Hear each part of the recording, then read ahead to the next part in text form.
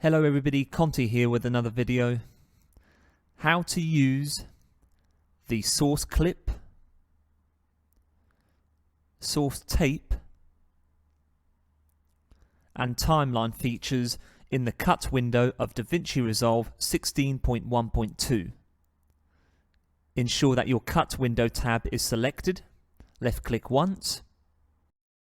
Press Ctrl and I to insert multiple clips into your media pool that you wish to use in this project. Use Command instead of Control if you are a Mac user. Left click once on Change when the following window appears. In the media pool underneath Master, I have inserted two MP4 files into this project. The first clip features a red bucket, and the second clip featuring a clip of Bobby the dog. Note how the clip of the bucket is stored on the left side and the clip of Bobby to the right. If I left click once on the thumbnail for the red bucket clip first of all, I will left click once on the source clip button towards the top middle section of the screen here. A visual preview of the red bucket clip appears below the source clip button, with a grey box appearing underneath this with green containers, which basically make up the audio elements of your video clip. This particular video clip contains muffled sounds, with no dialogue spoken, hence why you may have a similar appearance with a video just featuring background noises or quiet sounds. The white arrowhead pointing right to the bottom left of the preview screen indicates that our red playhead below is positioned at the first frame of this particular video clip. I can left click, hold my mouse button down on the red playhead which appears next to the green track and drag my mouse cursor to the side. Letting go of my left mouse button and seeing the still in the preview change each time. The grey container in the bottom here basically represents the frames that make up your entire video clip. The red playhead's position on this particular container determine the frame from your video which will appear up here in the preview section. If I drag my red playhead to the end of this particular timeline here, we can see that an arrowhead facing in the opposite direction to the white symbol we saw on the left side here will appear. We can tell from this white icon here that we are at the end of this particular clip. I can also move the red playhead here selected in the source clip window by holding in K and tapping L to move to the right to a later stage of this video clip. Or holding in K and tapping J to move to an earlier section of this video clip. All we use the source clips window for is to preview the clip before anything is used in our particular project. If I left click once on the thumbnail for the red bucket clip first of all, what I can do with this particular media clip in my media pool is move it down to the timeline by left clicking on the append icon below the media pool itself.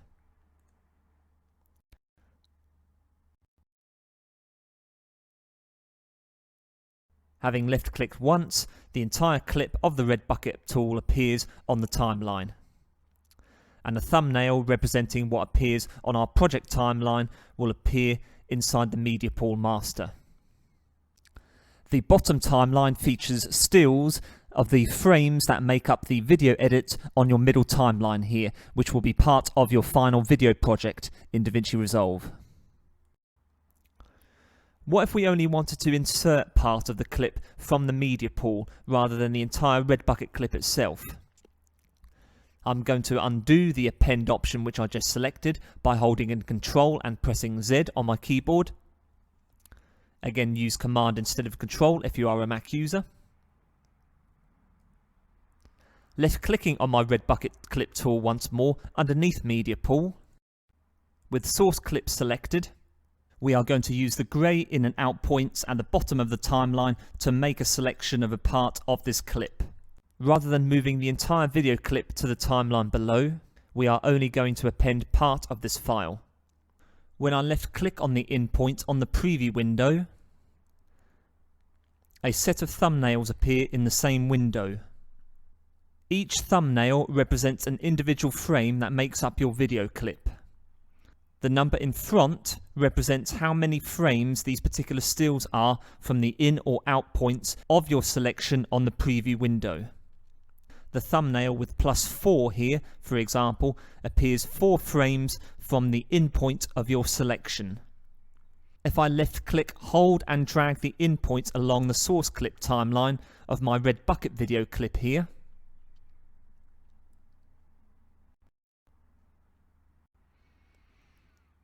shaded frames appear to the left of the in point to indicate that these are deselected. If I let go of my left mouse button,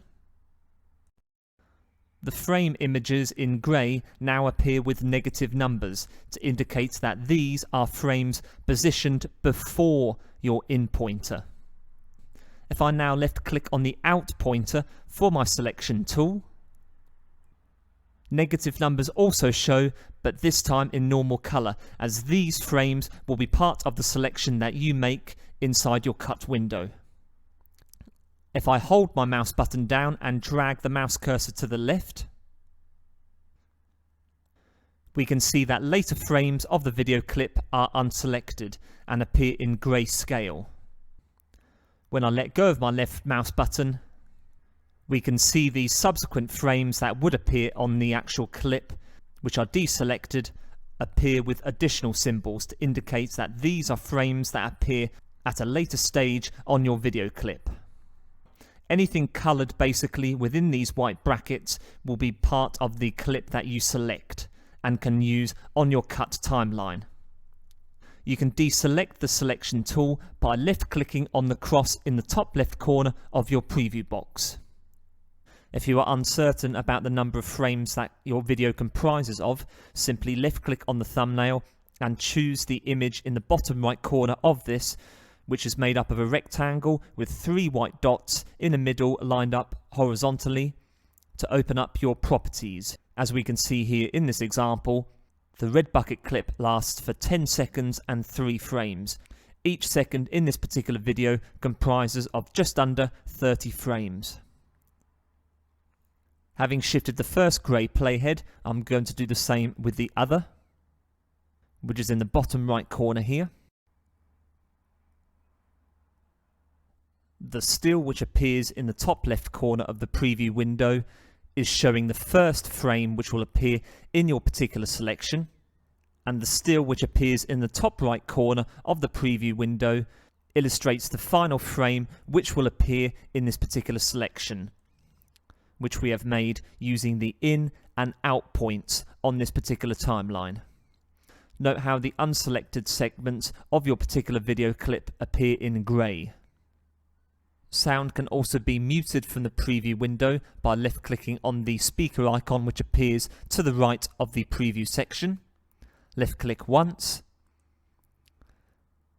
and this should go red, with the audio of your particular clip muted. Left click once again, so that you can hear the audio content of the video clip when you preview it once more. With this selection made, I can go and left click once on append once more, and this small segment from the red bucket clip is inserted on the timeline. The red playhead position can also be modified by using the circle icon which appears below this particular container. Left click, hold your mouse button down and drag to the left. To move the red playhead to a later section of the video, simply left click on the circular icon and drag your mouse cursor to the right with the left mouse button held down.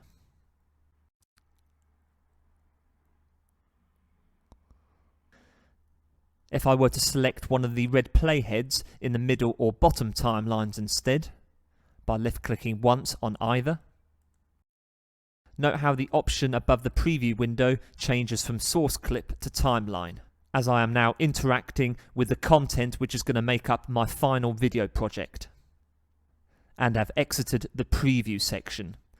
To return to the clip preview, I'll simply left click once again on source clip, and the preview window returns. Returning to my media pool now, if I were to left click once on the clip featuring Bobby, we can see a new video and audio preview appearing on this particular section of the cut window. Note how the in and out points for a particular clip section have been placed at the beginning and end respectively of this particular video clip here with Bobby. The whole clip can be played by using the simple play icon which appears underneath the audio segment here on the preview window. Selecting the loop option here will result in the red playhead returning to the start of the video once it reaches the end. If I were to left click back on the red bucket tool which I previously selected, then my initial clip returns to screen with the original selection that I created back in place, and the red indicator back at the position which I left it at previously. The skip backward button can also shift the red playhead to the beginning of a particular clip. Note how the red playhead does not stop at any of the green in and out points which make up the selection on the timeline. Instead it goes to the beginning of the track. The same happens when the skip forward button is pressed. The red playhead will go to the end of the edit and past the selection made on the timeline. Now I will test the source tape button. If I left click once,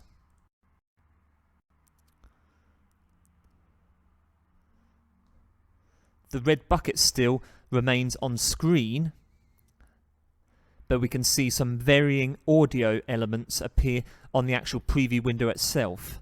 If I drag my red playhead towards the right, the clip of Bobby is now selected, as this particular option of source tape enables the video editor in DaVinci Resolve to preview all clips compiled together in the media pool. The first clip to the left in the media pool is that of the red bucket, and the second clip along to the right is that of Bobby. As well as having the same options as we did previously to play, stop and skip sections as well as loop, there is also a fast review option which plays all the clips together compiled in your media pool quicker than its normal frame rate. We can also use the in and out sections to make selections, this time comprising of multiple clips. Rather than dragging the grey in and out points using the mouse, I can use the red playhead to mark the in and out points to make a selection instead. The start of my selection will be just before the end of the red bucket clip. With my red indicator in place, I'm going to press I on my keyboard to mark the in point. Now if I drag the red playhead to the right, to the start of the clip with Bobby, with my red playhead in place, I'm going to press O on my keyboard to set the out point. If I left click once on append now, with a selection from source tape, then a selection of the two clips of the red bucket and Bobby appear on the timeline. Now going on to the third and final preview option in this cut window, timeline. The relevant icon here above your preview window can be selected by left clicking once, or by left clicking once on either of the red playheads which appear in the middle or bottom timelines in this particular interface. Use the circular icon next to the skip backward button to drag your red indicator across the timeline. Drag to the right to go to a further stage in your video file. Or left click, hold your mouse button down and drag left to go to an earlier section. The J, K and L buttons can also be used to shift the playhead across the timeline as we did with the source clip view. And you can also left click, hold your mouse button down and drag this red playhead to the desired location on the timeline. The timeline section enables the video editor to manipulate the clips that will make up the final video on this project. Video clips that appear outside of the preview window previously discussed in the source clip and source tape windows. To modify video clips, the video editor can use tools surrounding the timeline on the cut interface, such as the Place on Top tool, which will be illustrated next. More information on how to move the playheads in the middle and bottom timelines using the lock and free playhead options can be found in a different tutorial on this channel, the link to which you can find in the video description. If I also position my red playhead to the end of the second edit on my timeline here, and go back to source tape, with the same selection, I'm going to go on Place on Top. Left click once, and the same selection which I already inserted into track 1 on my cut timeline now appears on track 2 also, starting at the point where I initially placed the red indicator. Since this newly inserted edit appears on track 2, this may obscure any visual content from an edit on a track below, such as track 1, if the video edit in track 2 appears in a parallel vertical position on the timeline. Thank you very much for watching. I hope that video was useful to you. If you enjoyed the content and wish to be notified about future uploads on this channel, please like and subscribe. Join me soon for another video. Take care.